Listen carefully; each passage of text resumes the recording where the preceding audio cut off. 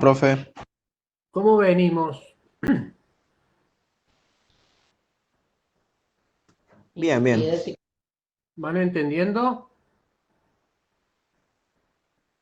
¿Se entiende? Sí, sí, se entiende. Bueno, seguimos entonces. ¿Dónde habíamos quedado? Bueno, en las lesiones. Entonces, a partir de las lesiones vamos a ver qué tipos de tratamiento. Podemos tener tratamiento médico y tratamiento quirúrgico. El tratamiento médico generalmente se va a basar en un desvasado y un herraje correctivo. ¿Se acuerdan que teníamos el desbalance del casco? Podría ser un factor predisponente para las lesiones. Tenemos el reposo y ejercicios controlados. Generalmente se ve que después del reposo, de 1 o 2 días y ejercicios controlados, generalmente suelen ser los, los ejercicios controlados, eh, son caminatas, ¿tá? Sin producir mucho estrés en el animal.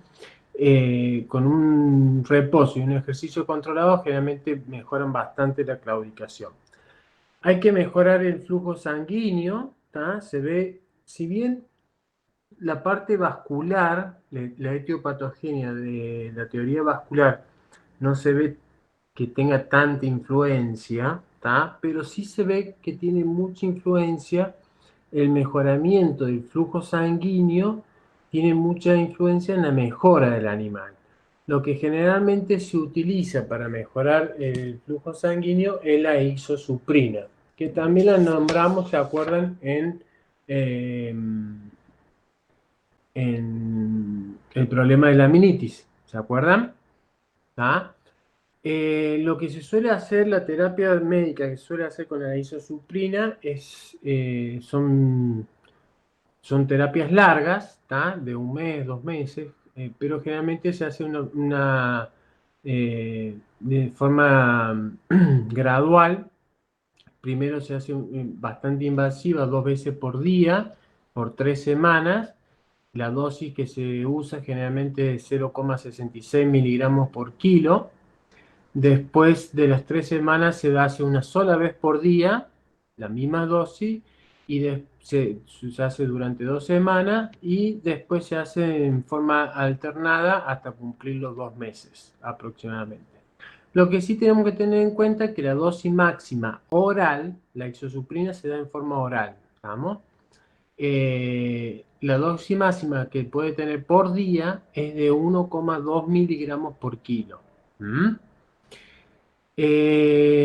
Otro tratamiento médicos son los AINES, ¿tá? ¿Cuáles son los AINES? ¿Se acuerdan ustedes de los AINES que podemos llegar a usar? Flunixin, Flunixin, mengluminato de flunixin. ¿Se acuerdan la dosis?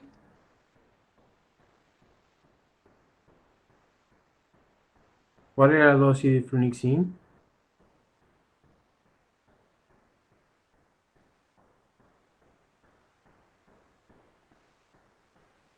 1,1, ¿no era? 1,1 miligramos por kilo. La vía de administración es endovenosa u oral, ¿tá? ¿Qué otro AINE podemos llegar a usar?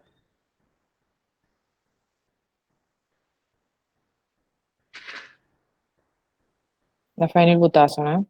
La fenilbutazona. ¿Qué dosis tenemos de la fenilbutazona? ¿Se acuerdan? 2,2 miligramos kilo. 2,2 a 4,4 miligramos por kilo. ¿Tá? Eh, Generalmente en los síndromes postroclear se empieza con una dosis de 4,4 y después se va bajando de forma gradual a 2,2. ¿Tá? Se hace un tratamiento aproximadamente de 2 o 3 días. Y si podemos usar un tratamiento prolongado con fenilbutazona oral, pero ahí siempre tratamos de usar la dosis menor. ¿Mm? Otro AINE que podemos llegar a usar, ¿cuál es?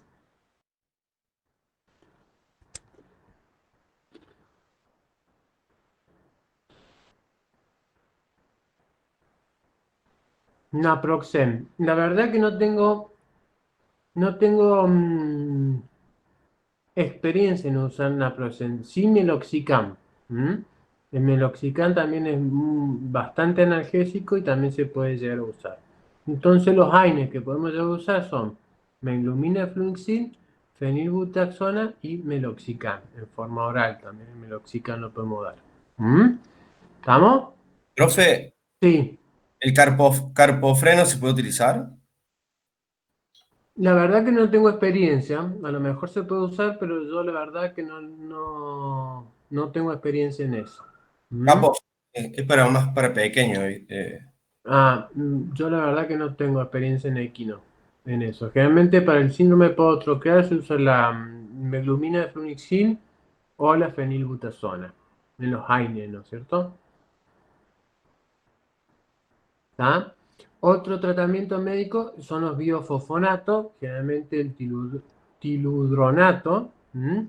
El tiludronato produce bastante analgesia a nivel del aparato podotroclear. Todos los biofosfonatos, el soledronato o el tiludronato, los dos producen bastante analgesia a nivel de pie. A su vez de que tiene sus acciones a nivel de los osteoclastos, ¿se acuerdan?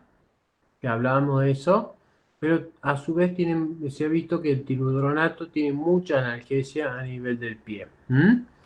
Y después los corticoides, que pueden ser intrasinovial o intraarticular. Si es intraarticular, ¿en qué articulación le irán a poner? En la interfalángica distal. En la interfalángica distal. ¿Tá? Porque si se acuerdan que el hueso navicular tiene articulación con la segunda y la tercera falange en la interfalángica distal. Y a su vez, sí se ha visto que en los problemas donde también tenemos lesiones a nivel de la bolsa navicular, se ha visto que también hay una buena difusión de la interfalángica distal, hay una buena difusión para la parte posterior del pie a nivel de la bolsa y a nivel del flexor digital profundo. ¿Tá? Hay difusión. Cuando hacemos un corticoide intraarticular en la interfalángica distal. Y en la bolsa sinovial, generalmente lo vamos a hacer ecoguiada o radioguiada. ¿Cómo es la técnica para la infiltración de la bolsa navicular? Generalmente se marca a 1 centímetro a distal de la línea coronaria. Se marca un puntito ahí en ese punto que ustedes ven ahí de color rojo. Es donde está la bolsa navicular. ¿Ah? Entonces, con una aguja epidural, en forma paralela al piso o a la suela del casco, se introduce por la fosa de Chenot apuntando a ese puntito rojo que nosotros vemos ahí. Nos podemos guiar, de otra forma de hacerlo es de esta forma, y nos podemos guiar, ahí tienen el profesor Jairo del cuarto y nos está explicando cómo es la aguja espinal,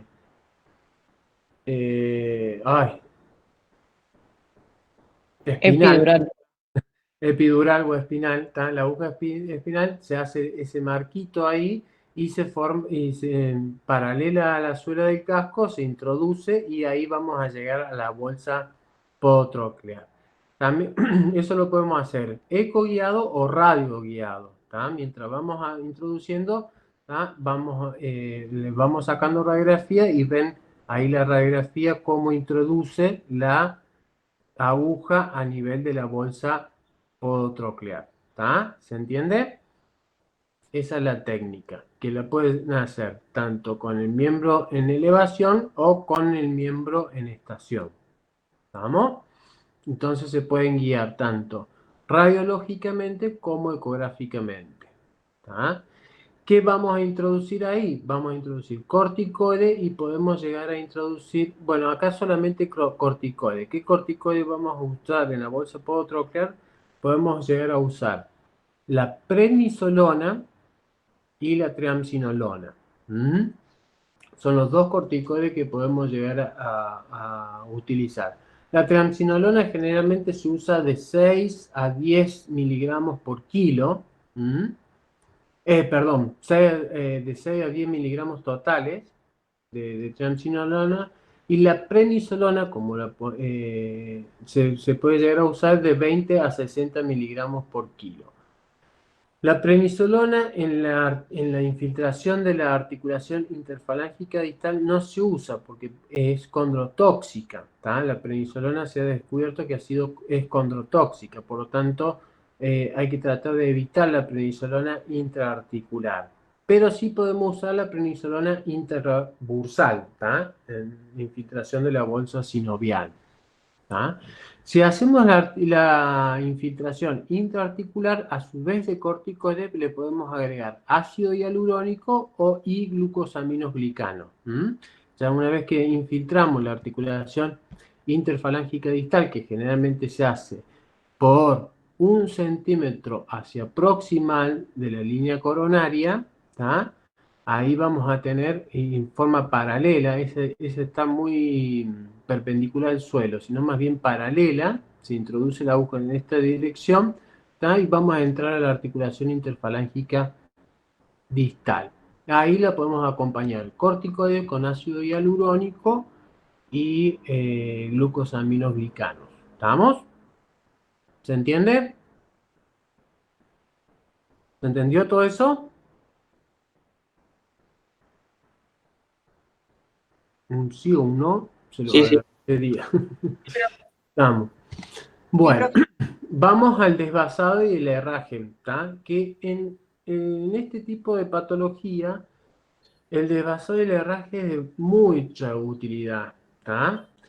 Primero, los objetivos va a ser restablecer el equilibrio normal del pie a través del desvasado y el herraje, corregir el problema ya sea por fractura de las cuartas partes o talones remetidos, bulbos de talones comprimidos, tratar de disminuir la fuerza biomecánica sobre la región del navicular, facilitar el despegue del paso.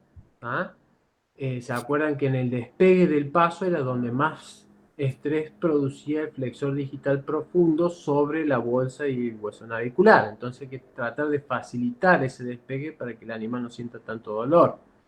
Dar soporte a los talones y proteger las áreas lesionadas. Eso van a ser el objetivo del desvasado y el herraje.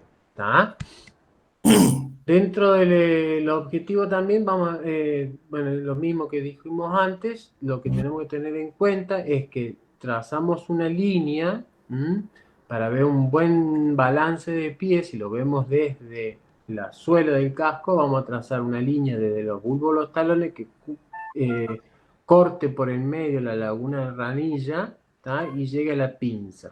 Esto me tiene que dividir el casco en dos mitades iguales. ¿Estamos? Y después, desde el vértice de la ranilla a 1 centímetro a caudal, se hace una línea perpendicular, y donde ahí tenemos que dividir el casco en dos mitades iguales entre anterior y posterior. ¿Estamos? O craneal y caudal.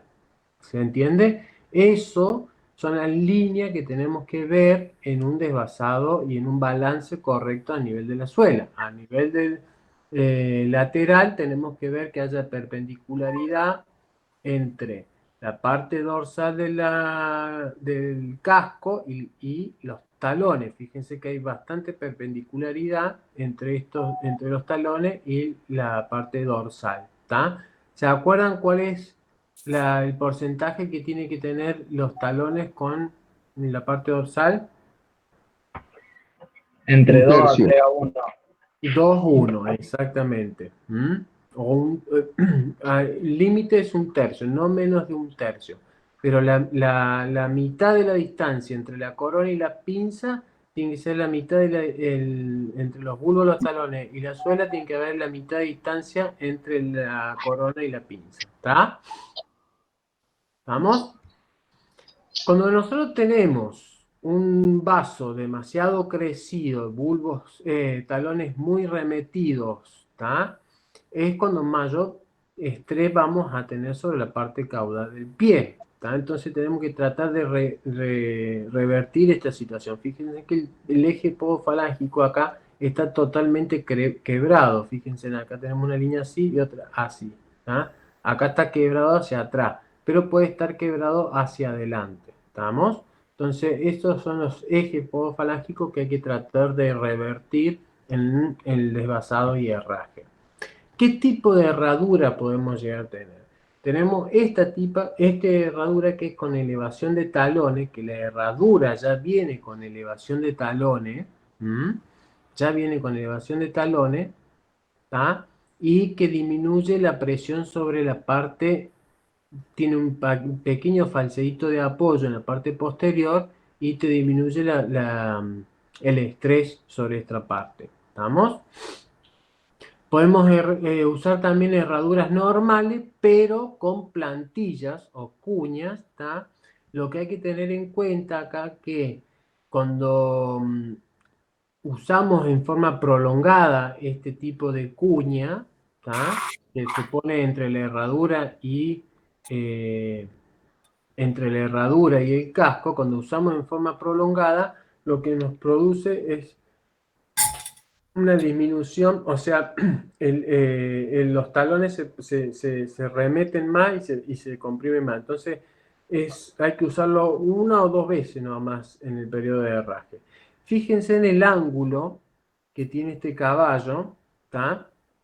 Entre la suela y el dorsal. Una vez errado, fíjense cómo mejoró ese ángulo, ese eje podofalángico, cómo se mejora una vez que nosotros ponemos la herradura. Generalmente cuando nosotros los erramos, los caballos con estos problemas y tienen el síndrome podotrogeal, vemos una mejoría notoria. ¿Ah?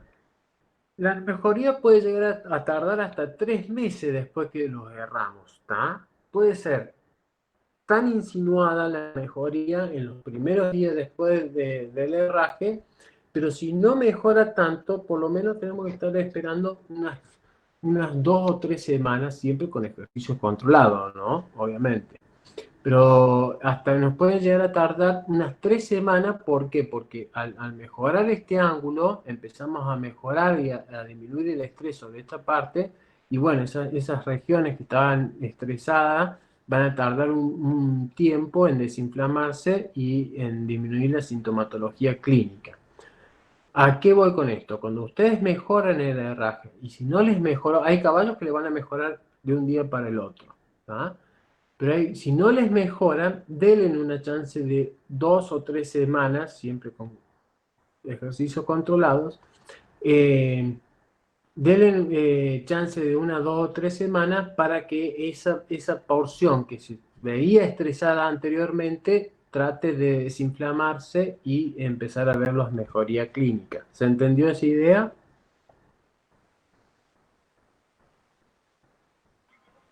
Sí, profe, perfecto.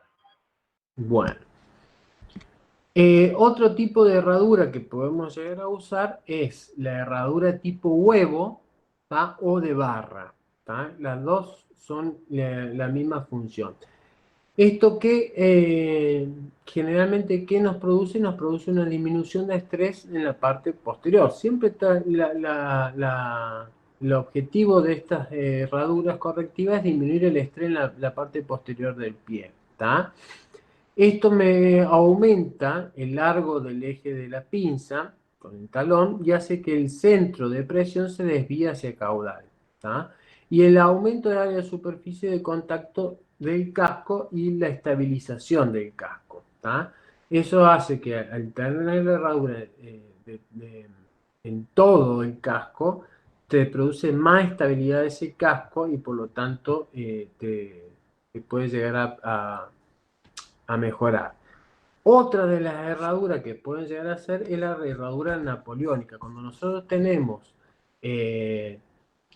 cuando estamos seguros que el dolor viene por una alteración a nivel del flexor digital profundo, ¿ah? Cuando estamos seguros a través de una ecografía, cuando vimos la ecografía que hay una alteración a nivel del flexor digital profundo, una de las herraduras que se optan es la herradura al revés, la tipo napoleónica, para disminuir el estrés sobre la parte posterior. Entonces, ¿qué hace con eso? Cuando el caballo va a sentar la mano en el suelo, al tener este tipo de herradura, hace que esa parte, la recepción del impacto sea menor, porque hace que de esa forma, cuando tiene esta prolongación en la parte posterior, esto hace, cuando toma contacto esto con el piso, hace que baje más rápido la pinza al suelo, entonces no produce tanto estrés a nivel de a este nivel, la parte posterior. ¿Se entendió eso? ¿Mm? Al tener estas prolongaciones, hace que baje más rápido la pinza en la fase del paso, entonces no se produce, no hay, se disminuye el estrés en la parte posterior. ¿Mm? Ahí tenemos la herradura redonda. Tratamiento quirúrgico. Dentro de los tratamientos quirúrgicos tenemos la neurotomía digital palmar, que es cuando se cortan los nervios, se produce una pequeña, se corta un pequeño tramo de los nervios digitales palmares, ¿tá? Que están, ¿se acuerdan que estaban a aba axial de los ligamentos sesamoideanos? Ahí a ese nivel de la cuartilla se hace una pequeña incisión y se corta unos de entre 5 y 7 centímetros de nervio. Entonces, ¿qué hacemos? Hacemos que desensibilizar toda la parte posterior del pie, ¿estamos? Y eso se llama neuroectomía digital palmar. En mi experiencia personal, esto, ¿ah?, te suele durar en los caballos generalmente unos 2 o 3 años, porque después empieza una pequeña inervación satelital que termina al final dando sensibilidad a la parte posterior del pie, ¿tá? Y ya no tenés cómo desensibilizar esa parte, porque ya son pequeñas ramitas que empieza el mismo cuerpo a tratar de inervar lo que le sacamos nosotros, ¿no es cierto? Entonces, como que este tipo de tratamiento generalmente lo que yo he visto en mi práctica es que te dura 2 o 3 años los caballitos con la neurotomía digital palmar. ¿Mm? Otra técnica que está descrita es la desmotomía del ligamento colateral del navicular. En eso no tengo cero experiencia, pero bueno, en los libros está citada también ese tratamiento quirúrgico. ¿Mm? Y la otra es la desmotomía del ligamento frenador distal o la brida cárpica, que también la usábamos, ¿se acuerdan?, en los tratamientos quirúrgicos de la laminitis. ¿Se acuerdan? ¿Cuál es la brida cárpica? La otra vez no se acordaban. Es un ligamento frenador que va desde... Acá tenemos el ligamento suspensorio. ¿Tá? Este es el ligamento suspensorio. ¿Tá? Este es el flexor digital profundo. Este es el flexor digital superficial. Y el ligamento frenador va desde el profundo, desde el ligamento suspensorio hacia el profundo. Lo que se selecciona es este ligamento. Entonces se produce una relajación del flexor digital profundo. Al producirse una relajación del flexor digital profundo, se produce una relajación o una disminución del estrés a este nivel. ¿Se entiende eso? ¿Se entendió? Sí, perfecto, profe. Sí, sí. Bueno. ¿Alguna duda hasta acá? Vamos a ver algunos casos clínicos si quieren.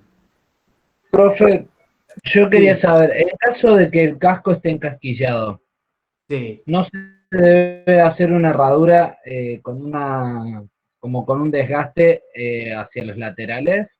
Claro, en el caso de los cascos encastillados, vamos, la herradura, este tipo de herradura es contraproducente en un casco encastillado, ¿tá? Porque te lo tiende a encastillar más. Te lo tiende a descastillar más. Lo que se hace generalmente en los cascos encastillados, se hace un biselado, ¿tá? De la herradura, de las cuartas partes hacia lateral, se hace un biselado a este nivel de la herradura hacia afuera, ¿tá? Hacia lateral o hacia medial. Entonces, el casco, ¿tá? La pared del casco siempre va a tender a crecer o dilatarse hacia donde está la herradura, ¿estamos? Entonces, si nosotros le hacemos si nosotros hacemos un corte, por ejemplo, transversal de la herradura, acá vamos a tener la herradura en un corte transversal, ¿está? Esta es la herradura, ¿está? En un corte transversal. Y el casco va a venir acá, va a sentar acá. ¿Está? Acá va a sentar la pared del casco. ¿Está? Los clavos van a venir acá. ¿Está? Van a ir sobre la línea blanca. ¿Se entiende? ¿Está? Sí, Este es un perfecto. corte transversal. Cortamos ahí en forma transversal. El tema del biselado en el casco encastillado, ¿qué se hace? La herradura se le hace un pequeño biselado en la parte lateral. Esto va a ser lateral, esto va a ser lateral y esto va a ser medial. ¿Tá? Entonces hacemos que el casco asienta sobre esta región y este biselado va a hacer que tender de que esto crezca o se deslice para lateral, para afuera. Entonces va a empezar a dilatar. ¿Está? ¿Se entiende? Sí, sí, perfecto. Bueno. ¿Alguna duda hasta acá? ¿Vamos a caso clínico o quieren que les explique alguna duda de lo que acabamos de ver?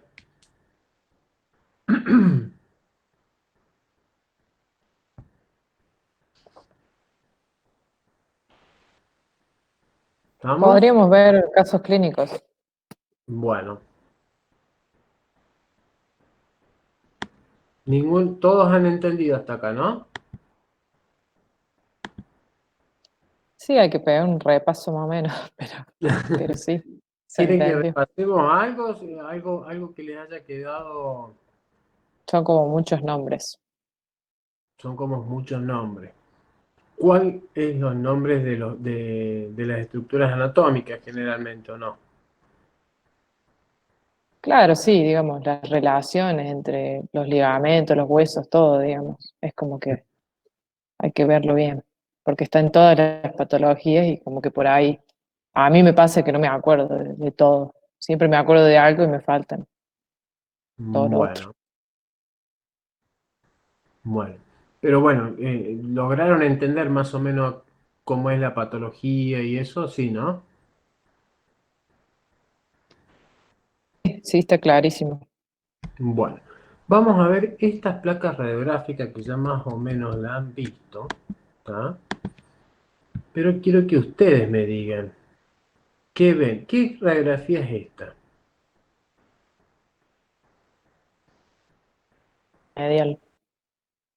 Medial. El lateromedial. Lateromedial. Bien, bien. ¿Qué estructuras óseas distinguen ahí?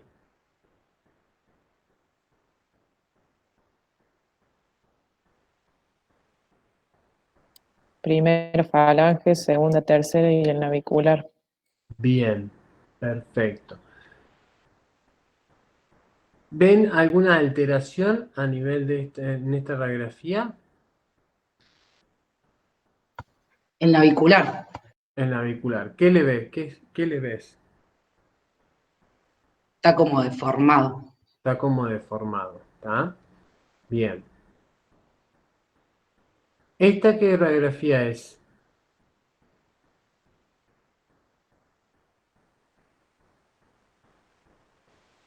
Dorso palmar. Dorso palmar, ¿cuánto? 0 grados. 0 grados. Bien. Un dorso palmar de 0 grados. ¿Se dan cuenta por qué es 0 grado? A diferencia de esta otra, que es una dorsopalmar, pero de 60 grados. ¿Va? ¿Esta cuál es? Scanline. Un scanline. ¿Qué vamos a ver en el scanline?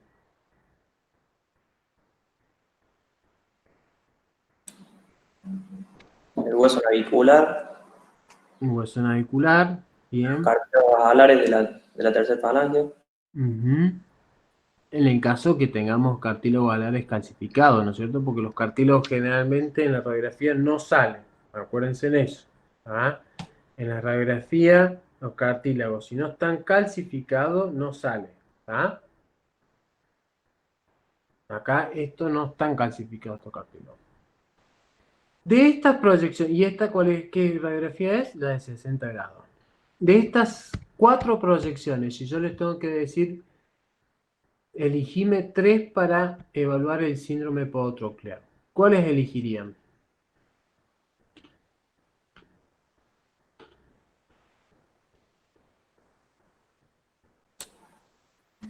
La supracoronaria, la scanline y la lateromedial. Perfecto. Esas son las 3 radiografías que hay que evaluar, que hay que pedir para evaluar el síndrome podotroclear. Si nosotros hacemos una diferenciación con laminitis, lo llevo de vuelta al teórico anterior, en la laminitis, ¿cuáles son las radiografías que debemos pedir? La lateromedial, la dorsopalmar a 0 grados, puede ser. Claro, exacto. Porque en la laminitis, estas dos, ¿tá? En la scanline y esta otra, no nos van a dar mucha información. ¿Estamos? ¿Ven la diferencia? ¿Qué radiografía pedir en una patología y qué radiografía pedir en la otra? ¿Estamos? ¿Está? Bueno, ¿qué alteraciones ven en esta radiografía? Acá, ¿qué alteraciones ven?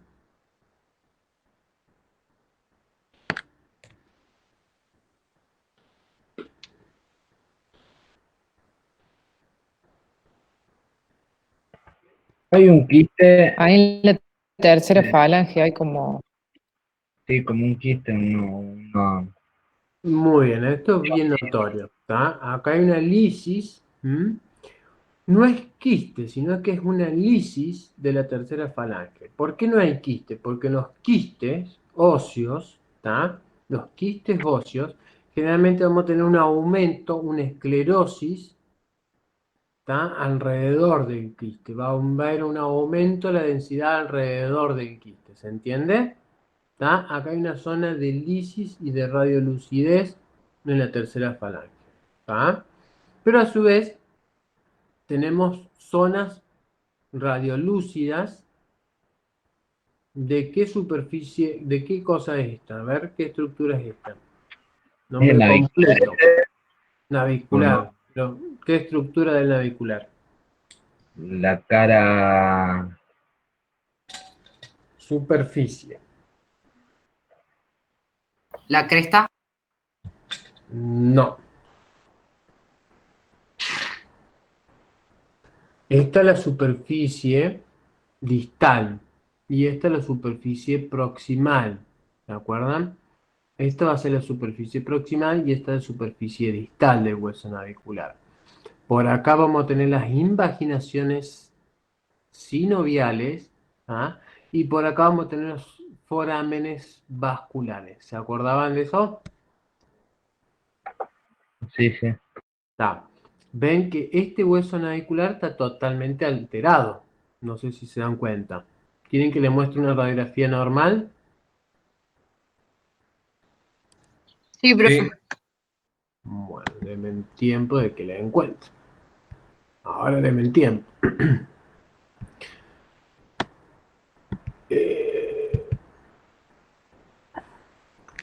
A ver cuál está normal.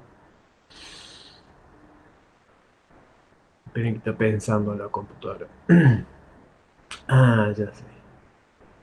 Ok. Bueno, acá tenemos un estudio completo.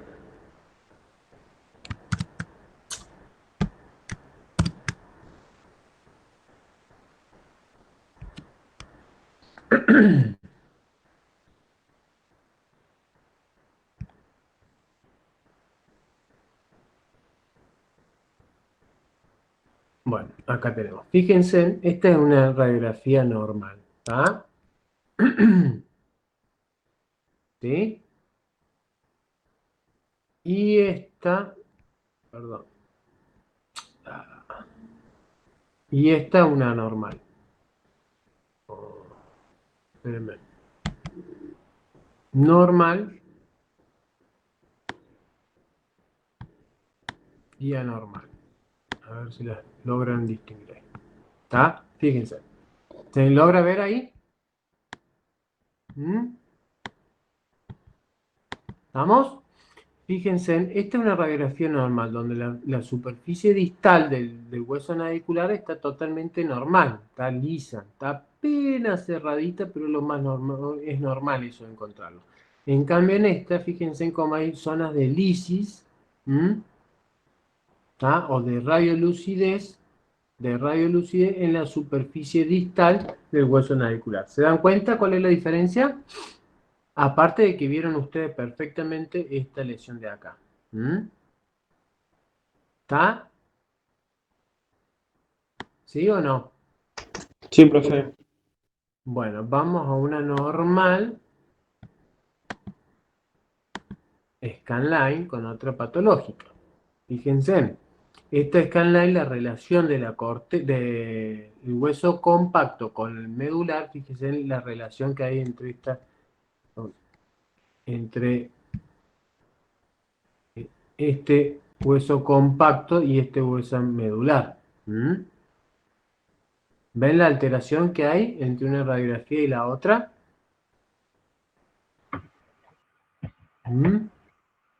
Sí, profe, sí se ve. Perfecto. Bueno.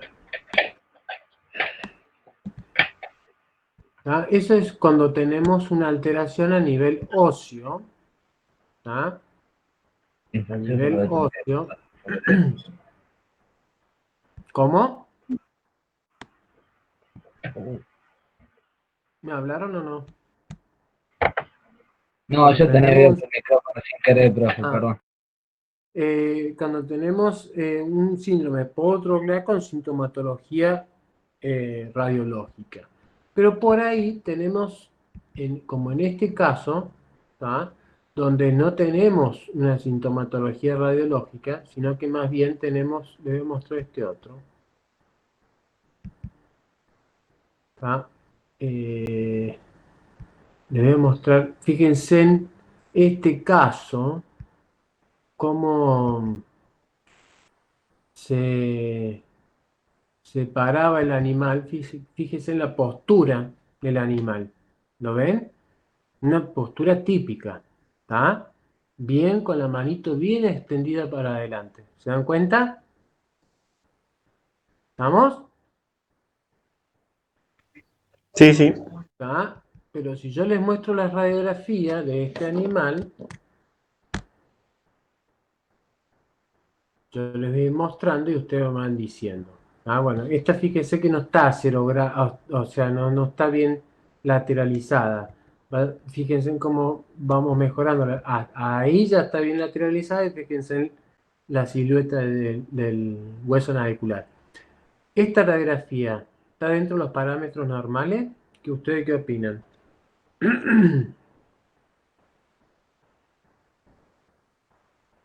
¿No se ve una radiolucidez, profe, en la tercera falange ahí? ¿En dónde? ¿Acá o acá? Ahí al medio. Esto es Ahí, normal. en la tercera al frente, ahí esa. Eso de ahí es normal. Lo vas a ver en casi todas las radiografías. En en casi todas, no, en todas. Es normal esta radiolucidez. Puede ser que haya como una osificación de la cartílago alar.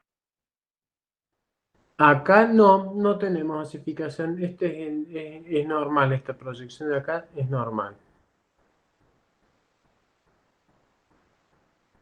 En realidad, en este caballo, en esta yegua mejor dicho, no tenía ningún tipo de alteración radiológica. No tenía ningún tipo de alteración radiológica, pero sí la yegua claudicaba bastante A ver si tengo el video. Espero que puedan verlo al video.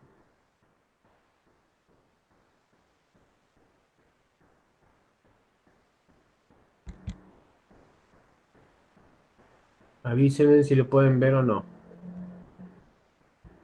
Sí.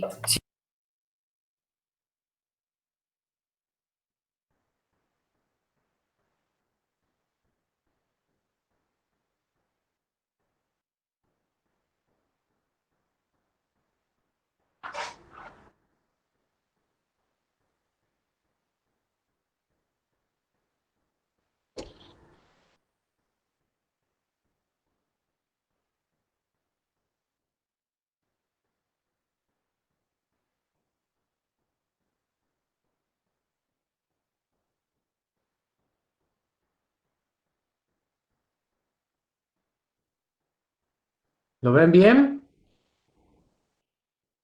Sí, profe. ¿Qué mano manca? La izquierda, La izquierda. ¿Por qué decir la izquierda? porque cuando pisa levanta la cabeza, ¿puede ser? O sea, lo normal cuando un animal claudica, ¿no es cierto? Es cuando apoya el miembro afectado en el piso, va a levantar la cabeza, ¿no es cierto? Ese es el razonamiento normal para ver si un animal claudica o no, ¿no es cierto? ¿Estamos todos de acuerdo? Sí, profe. Bueno, vamos de vuelta. ¿Cuándo levanta la cabeza? Fíjense, vamos de vuelta. Levanta, levanta, levanta, levanta. A ver, ahí en cámara lenta. Fíjese, ¿cuándo Lo baja la veo muy cabeza? entrecortado. ¿Cuándo la cabeza? Baja la cabeza, levanta la cabeza. Baja la Derecho. cabeza, Miembro levanta la anterior derecho. miembro anterior derecho. ¿Se dan todos, se dan cuenta todos? Porque lo que yo quiero es que ustedes se den cuenta. Cuando es un poco sutil la claudicación, pero fíjense cómo levanta la cabeza cuando asienta el miembro derecho. Fíjense, asienta y levanta la cabeza. Asienta el izquierdo y la baja. Asienta el derecho, la levanta. Asienta el izquierdo, la baja. Asienta el derecho, la levanta. ¿Están de acuerdo conmigo? ¿Se dan cuenta? Sí, profe, sí se nota. Sí, profe, se ve bien. ¿Ah? Entonces, este animal claudica del miembro anterior derecho en círculo hacia adentro. ¿Entendió? O sea, el miembro anterior derecho está en círculo hacia adentro y marca del miembro anterior derecho. ¿Estamos? Vamos a ver cómo seguimos con esto.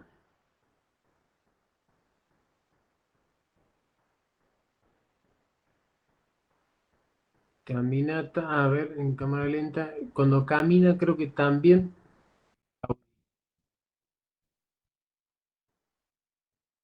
baja cuando tiene el izquierdo, levanta cuando tiene el derecho. Miren cómo baja la cabeza con el izquierdo y levanta cuando apoya el derecho. ¿Se nota? Baja la cabeza cuando el miembro izquierdo apoya y levanta cuando el miembro derecho apoya. Fíjense, cuando tiene el miembro izquierdo... ¡Ay! Justo se me fue de foco. A ver si lo logro. Fíjense en el izquierdo. Cuando está a mitad de paso, ¿tá? Cuando está a mitad de paso, el izquierdo baja la cabeza. Pero cuando está a mitad de paso del derecho, la cabeza aumenta. ¿Tá? Más en la recepción, como habíamos visto, y en la propulsión. Fíjense cómo en la propulsión también me está levantando la cabeza. ¿Se dan cuenta? ¿Alcanzaron a analizar eso? Sí, sí. Perfecto. Bien. Vamos a ir a los bloqueos. ¿Qué bloqueos empezaríamos? ¿Con cuál tipo de bloqueo?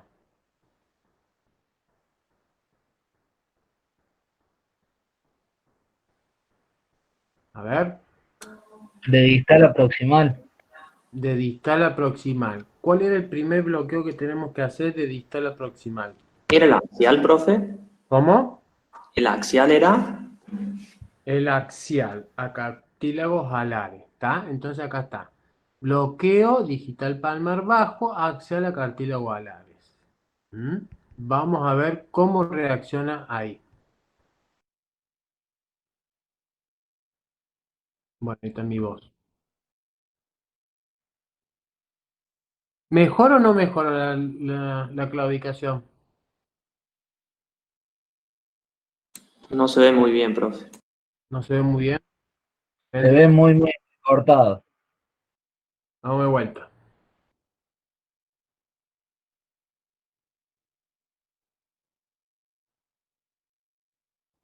Después lo deja los videos, profesor.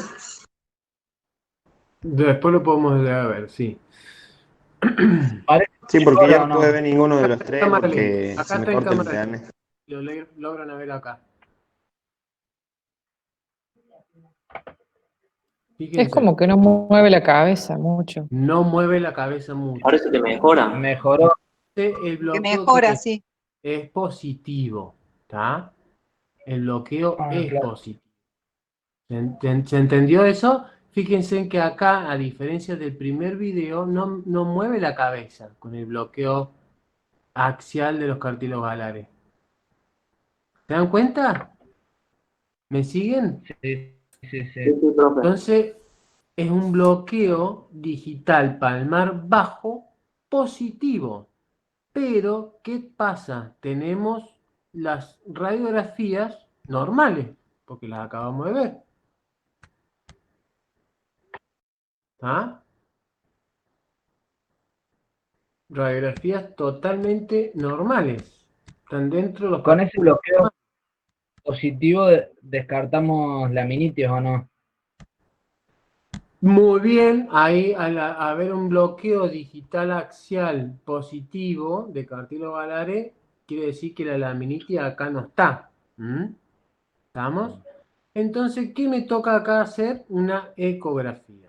Vamos a la ecografía.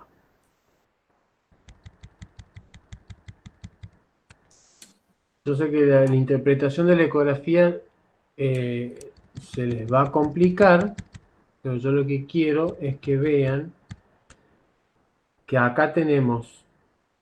Bueno, me cago en la leche.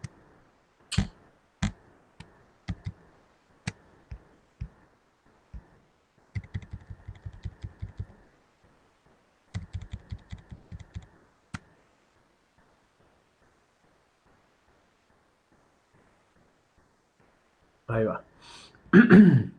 Vamos a ver las ecografías que le hizo la doctora Candela Nobili, una gran ecografista. Fíjense, acá me está produciendo una imagen del flexor digital profundo con sus dos lóbulos, el lóbulo medial y el lóbulo lateral. Ahí me está marcando dónde está la lesión si comparamos el lóbulo medial con el lóbulo lateral. ¿Estamos? Sobre el lóbulo lateral tenemos el tendón del flexor digital superficial, la vaina del tendón profundo, la vaina del tendón profundo, y vamos a ver que sobre el lóbulo lateral tenemos una pequeña disminución de la ecogenicidad, ¿está?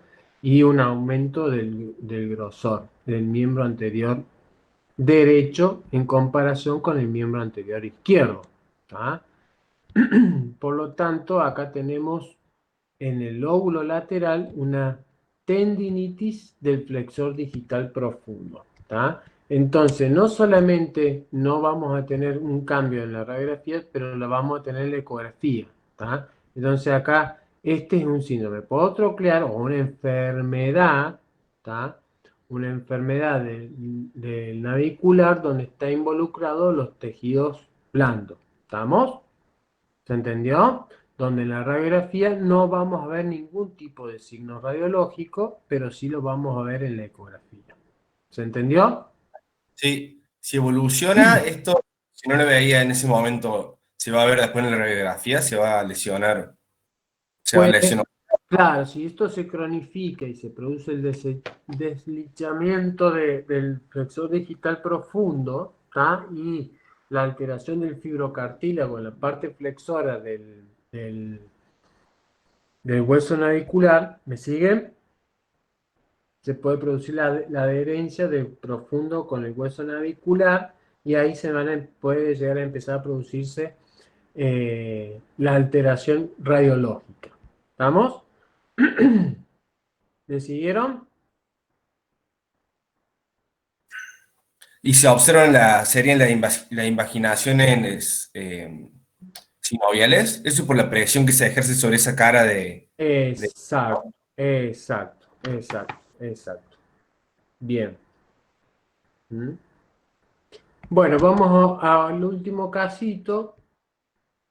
Fíjense, este no está en cámara lenta, a lo mejor.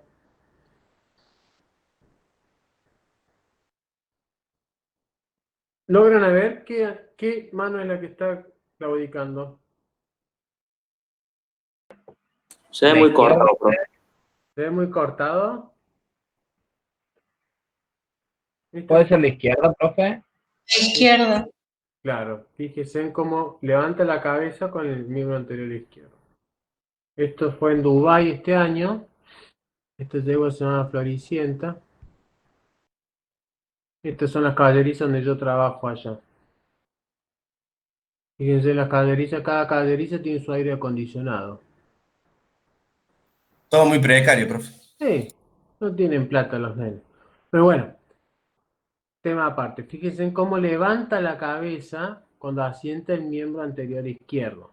¿Ah? Y cuando asienta el miembro anterior derecho, baja la cabeza. ¿Se dieron cuenta? ¿Sí? Sí, se ve medio cortado, pero se entiende. ¿Alcanzaron a ver algo? No. Lo vuelvo a poner, si no. ¿Lo vuelvo a poner o no? Sí, por mí sí. Sí, profe, sí. Vamos de vuelta.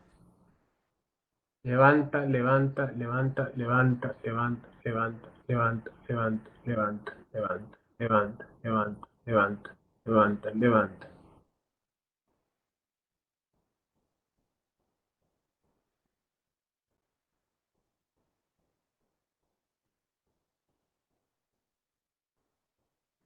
Pobre Julito, lo hice tratar por el Julio. ¿Se dieron cuenta? Sí, Ahí ahí se vio un poquito mejor. se vio un poquito mejor. ¿Lo vieron todos? Sí, se vio, profe. Sí, profe. Alguien estaba para hacer una pregunta. Perdón. ¿Quién?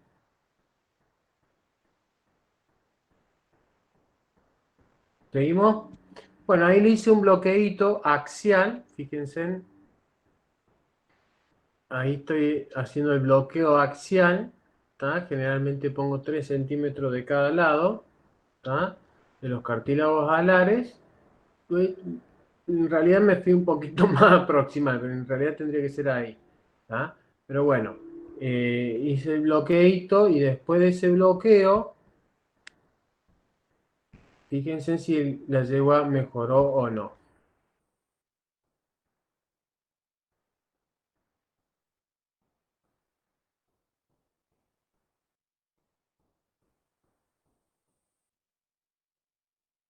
¿Mejoró la claudicación o no? Al principio parece que no, Parecería que pero sí, después como que mueve no mueve la menos. cabeza. Claro, no mueve tanto Ah, la cabeza. Al mejor. principio no, claro. Por ahí cuando hacen los bloqueos, tienen que tener en cuenta eso, que hasta que el anestésico local termina de hacer efecto y de hacer analgesia, ¿está? Y otra hasta que el animal se da cuenta de que no le está doliendo más. ¿Se entiende eso? Por ahí como que les queda a los animales, les queda la sensación de que les sigue doliendo, pero en realidad hasta que se dan cuenta que están anestesiados y que no les duele ese lugar, tardan un poquito en reaccionar y en dejar de claudicar. ¿Ah?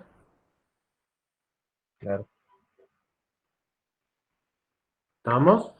Esta, esta yegüita también tenía, no tengo las placas lamentablemente, pero tenía las placas totalmente normales. Sí, a la inspección, fíjense, era un casco totalmente, a ver, ¿quién me lo dice? Está encasquillado. Está encastillado, es un casco totalmente encastillado. ¿Está? Totalmente encastillado. Y le hice la ecografía y se vio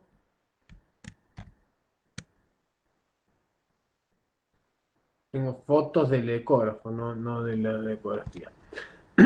Cómo se ve toda la vaina del flexor digital profundo, fíjense, toda aumentada de tamaño. ¿Ah? Todo eso me indica, todo eso es anormal, la vaina no se tiene que ver así. ¿Tá? Y fíjense en cómo hay lesión a nivel de uno de los lóbulos del flexor digital profundo. ¿Se dan cuenta? Sí, eso, todo lo que se ve negro es líquido Es líquido sinovial. sinovial, exactamente. Es líquido sinovial y es un acúmulo de líquido sinovial que es totalmente anormal. ¿Mm? Y fíjense en cómo hay lesión del tendón flexor digital profundo. Sí, tendón flexor digital profundo. ¿Mm? Realmente esta ecografía la hago así con el miembro en elevación. ¿Estamos? Y bueno, esa es la imagen ecográfica. Acá tenía lesión del flexor digital profundo. ¿Mm? O sea, no siempre vamos a tener unas imágenes radiológicas tan evidente de un síndrome podotroclear o enfermedad navicular tan evidente como estas. ¿Estamos? No siempre vamos a tener así de evidente. Y no siempre los problemas van a ser óseos, también van a ser de tendones y ligamentos. Y si se acuerdan, había una filmina que decía que el dolor, ¿quién lo producía? El mayor dolor, ¿quién lo producía? Los tendones. Claro, todo lo que es tendón y ligamento. Si bien el hueso, el aumento de la presión intraósea, asociada con una distensión venosa y lo demás, los cambios óseos te producen dolor, pero el que mayor dolor produce es las lesiones a nivel de los flexor digital profundo y los ligamentos. ¿Estamos? ¿Estamos, chicos? Creo que les di variadito. De 10, profe. Sí, ¿Les gustó? ¿Entendieron? Sí, muy buena la clase. Sí, profe, estuvo buenísimo. No sean chupamedia. Muy buena la clase, profe. Bueno, ¿alguna duda, algo que quieran repasar? Yo tengo una sola pregunta, profe. Cuando diagnostica estos casos, cuando lo llaman, ¿por qué generalmente? Porque tiene mucho de hereditario y mucho de No, que te llaman porque no, generalmente te